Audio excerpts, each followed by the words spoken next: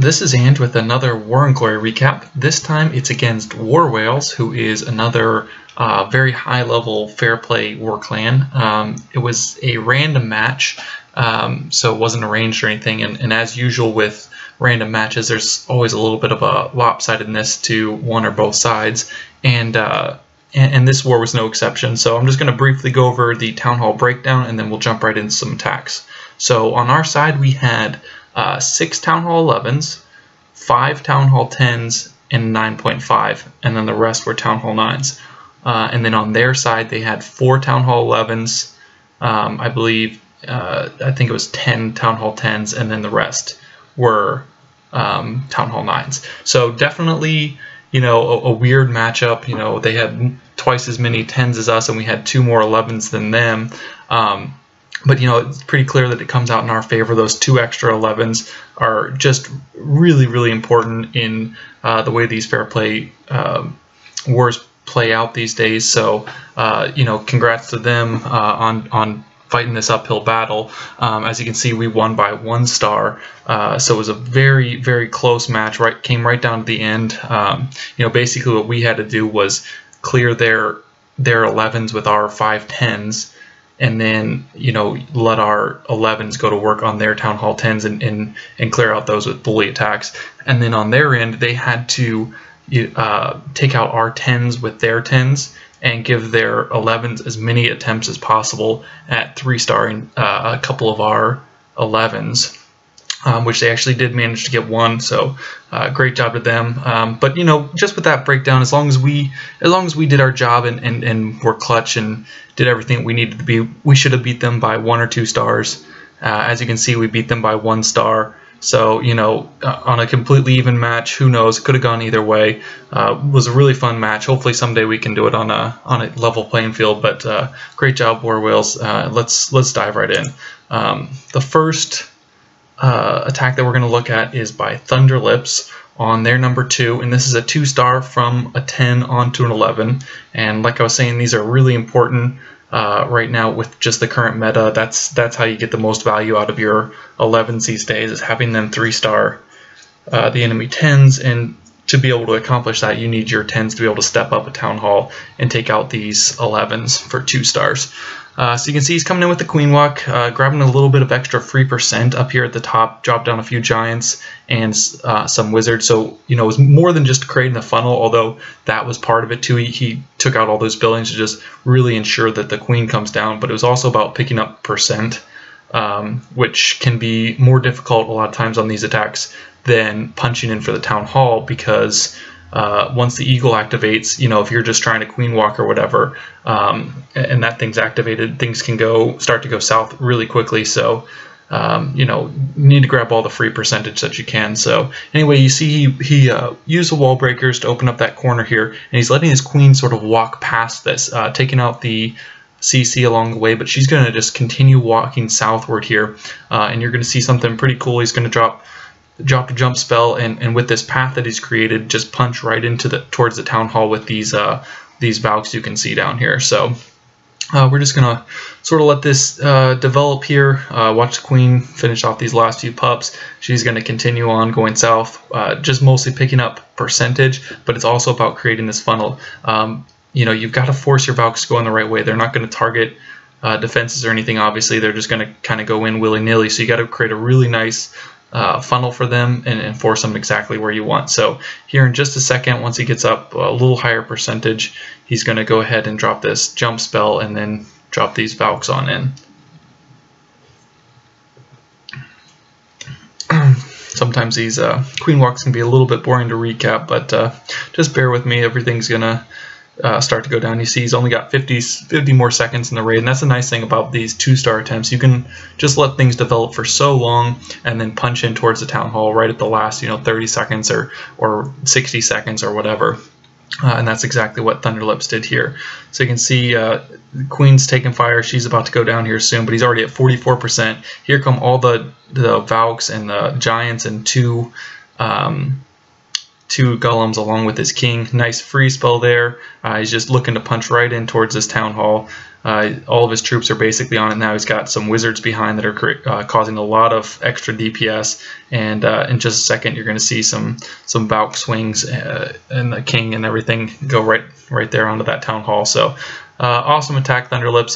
Those are really important. Manages to get 58% here, which is solid percentage as well. Anything you want to get for the just straight up right at 50%. So getting closer to 60 or 65% is the goal. So awesome job, man. The next one we're going to look at is by Clubber Lang on their number 5, and this is a bully attack. It's an 11 versus a 10. Also very important in war these days. Town Hall 10 attacks on other Town Hall 10s are still very, very difficult these days. So basically the best way to take out enemy Town Hall 10s is with these dips. So you're going to see he's going to set a quick funnel up here with his baby little baby minions that he's got, and drop the queen down with some healers, send her towards the right. You can see he's opened up the that compartment right there. He just wants to step in there with his queen and take out that AD. That way it's not banging on his healers. As you can wrap around this, a lot of times what can happen on these attacks is the healers will start taking damage, and then you won't have them for the end of the raid, which you definitely need. So he's made a really nice funnel, dropped all these witches in, and at this point it's about really getting his spells right and his Grand Warden ability right. Gets a little bit unlucky with his queen. His queen starts heading back the wrong way instead of meeting up with the kill squad, but it ends up not being a big deal, obviously. But you can see it's just about placing these spells, and then here soon he's going to do his Grand Warden ability. Really nice freeze, another great rage there. And you can see everything starting to go down. This queen's going to just work on this left side and take all that out. You can see that Grand Warden ability timed with a few mortar shots right there. Right as a couple mortar shots were coming down onto his witches, pops the Grand Warden ability, keeps him alive for a few extra seconds longer, and then those defenses start falling, and obviously they're not a threat once they're dead. So perfect Grand Warden ability right there, and you're seeing that this attack is starting to sort of fizzle out, but he's still got this queen over here that's doing a lot of work. Still got some witches that are going to finish off these last few buildings and then wrap around towards the left and meet up with the queen. She's on the town hall right now, still got the ability, so not too worried about her. Pops it and takes out a few more trash buildings, and then gets on this archer tower here in a second, which is sort of the last threat to her until this Grand Warden gets over and starts helping out. So really nice attack, Clubber. A lot of times at the end of war and stuff, you don't know exactly who you're about to hit, so you've got to be able to plan and execute at as close to 100% as possible, even with little planning time. So it's a tough spot sometimes, but our 11s really clutched it out this war. Not a lot of planning time, and still came away with these 3 stars. Awesome job, Clubber. All right, moving on. We're going to jump down here into a little bit of Town Hall 9 action, and this one, oh no, sorry, we got one more here, number 12. This is Taco on their number 12. This is a 10 versus 10 3-star. You can see the build that he's got going here. He's got a couple P.E.K.K.A.s, a couple Valks, and it's mostly just a really strong ground army. He's got this queen walk that he's going to do for basically the entire raid. This queen's going to be up and doing work. He's going to get a lot of value out of her. Going to punch in with these ground units to take out the key buildings, which basically are the Infernos. And you see he's got a couple hogs that he's going to also use for the back end on a couple buildings just to speed his kill squad along. So he gets a little bit unlucky here. I don't think he wanted his queen to start beating on a wall here. So already he's kind of in a little bit of a adjustment mode, but he sticks to his plan for the most part, adjusts well for the rest of it, and still is able to pull this off. But see, he comes in with this kill squad, nice jump spell there, connects all those compartments right from the outside, so no need for wall breakers. A good rage. He's going to bust through these enemy heroes, That freeze grabs the enemy queen and the Inferno, which is obviously really important.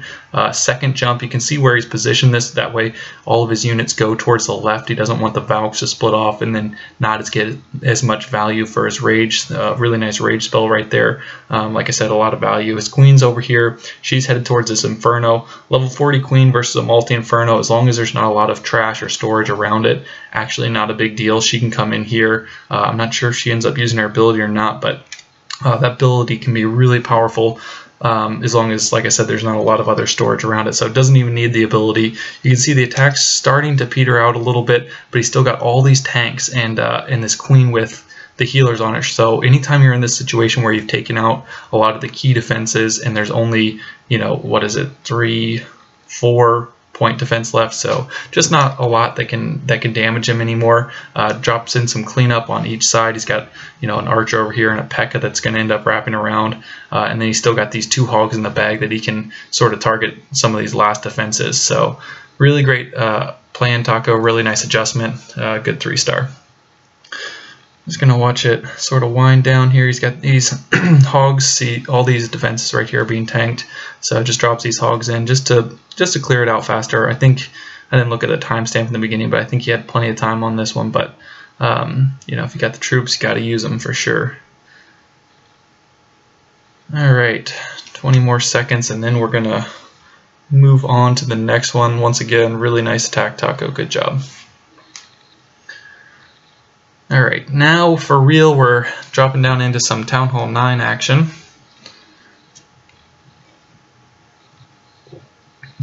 And this one is Scotty on their number 15. And as you can see by this build that he's got, you know, 5 golems and then wizards and wall breakers and 4 jump spells. So I guess probably a lot of you have seen this attack on YouTube. I think it was Powerbang who originally put out a video on this. We've been using it to pretty good success, actually. Typically, you're going to do it in a base that has a large dead zone separating the enemy heroes from the rest of the base.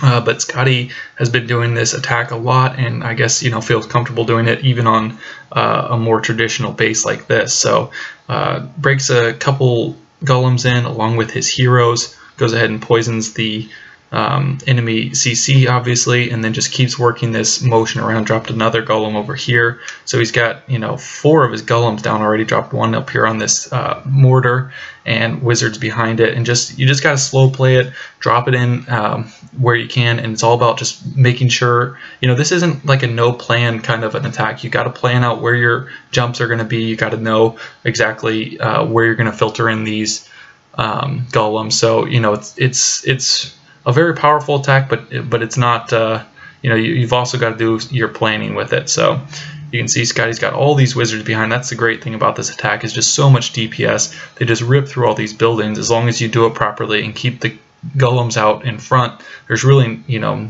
nothing that's more DPS than wizards except for your heroes. So all these golems are still unbroken. That's the nice thing, is you're doing your cleanup along the way too. Getting towards these heroes, goes ahead and drops that last poison. His heroes are both dead, so he's just relying on these wizards, but he's got tons of them, and they're all coming here. The golems are doing a lot of work. Goes ahead and drops that last jump spell. Even the explosion from these golems are hurting the heroes to some extent, because he had so many of them left. And at this point, you can see it's pretty much all over. All of the towers are being tanked by the golems, and then it's just, you know, he's got 8 wizards or 9 wizards or whatever it is right here to come in and finish it off. The queen's already dead, the king's got a few more shots, and it's going to be dead, and just 5 or 6 more buildings left. Sweet attack, Scotty. Really cool to kind of see something different after so long of the same thing, and this is one of those different sort of attacks. All right, moving on. Next one we're going to watch is Miles on their number 17. And you see he's got 4 zaps and a quake spell here.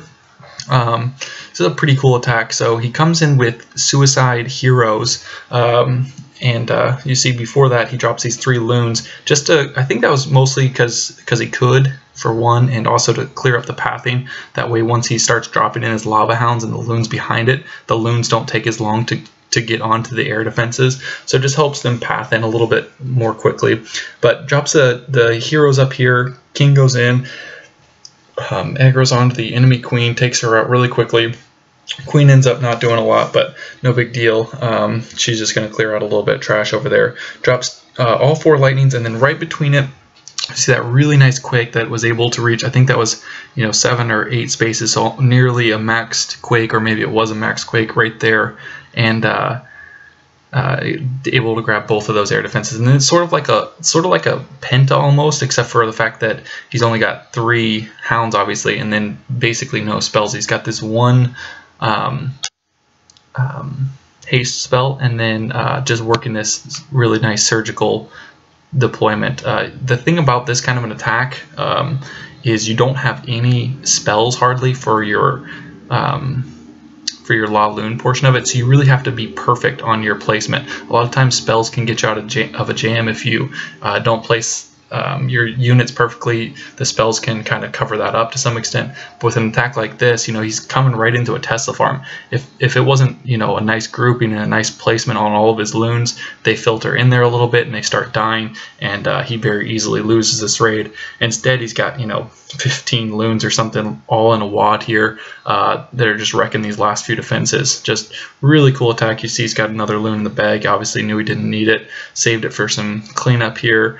Got a couple minions in the bag as well. Just awesome attack, Miles. Really creative. Something I haven't seen.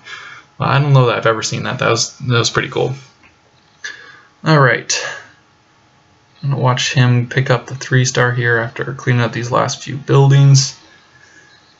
And we'll move on to another Town Hall 9 attack.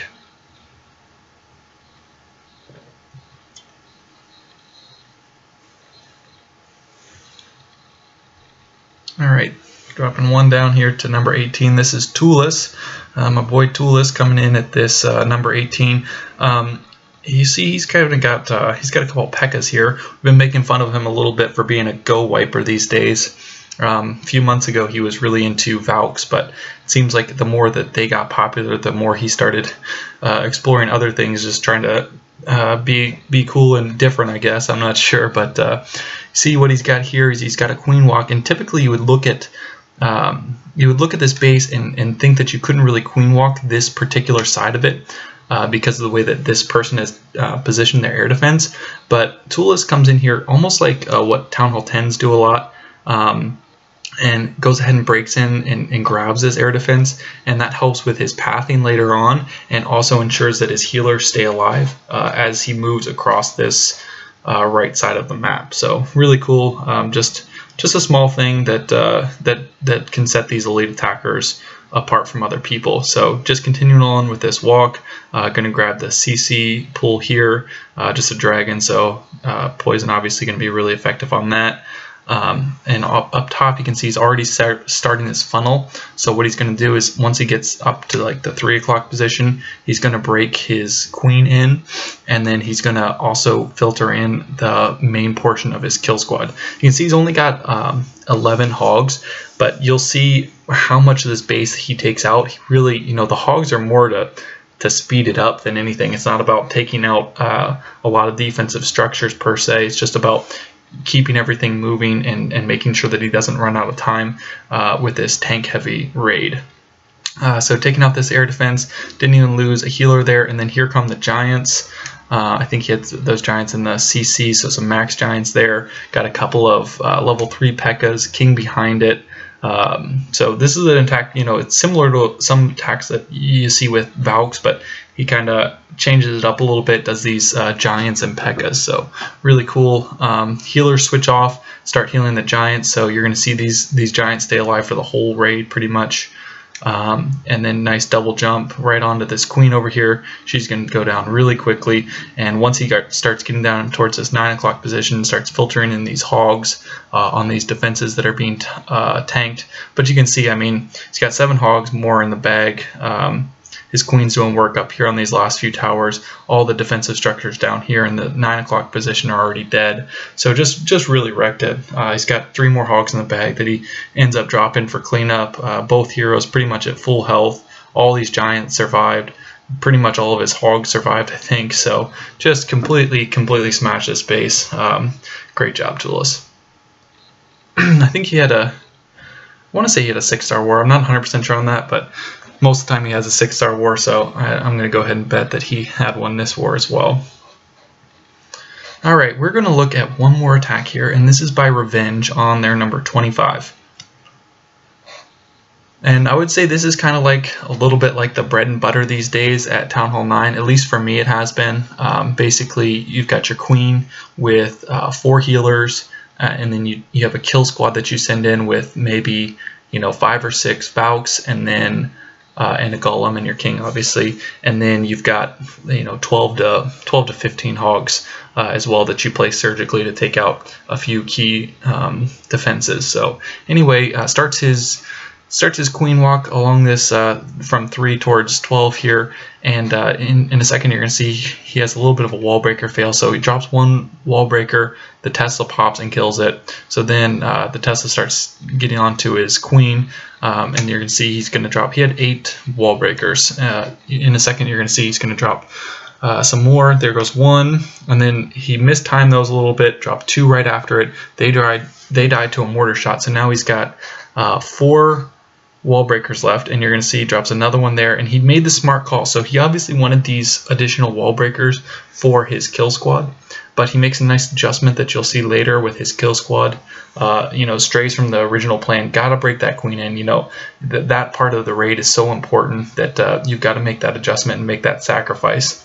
So over here you can see he's made this really nice funnel all along this, from 9 o'clock towards 6 o'clock here. He's cleared out all these structures with minions, and then like I said, this is the adjustment. Goes ahead and drops the jump spell here from the outside. He's got to get in there. You can see down here the queen's going to jump into the core anyway, so not a big deal. You don't need to jump on her per se. But now the queen's sort of meeting up with the Valks and the king here. As these units move in here, drops a few hogs because they're being those towers are being tanked, and then all the spells. Like, look at these spells, really nice. Rage, heal, jump, right in quick succession, keeping all of his units alive. Really nice poison there too. Just really rapid fire on his spells. They were very nice. Good job, Revenge. And then drops his second jump spell here to get into this core. You can see the queen's up here just doing a lot of work. There's just not much base left. Drops in a few more hogs. He's still got 4 more in the bag. Wizards over here for cleanup already. Last 4 hogs come in now. You can see he had 14 hogs, I think. I don't know how many are there, but I kept pretty much all of them alive. Just a really nice raid. Nice job, Revenge.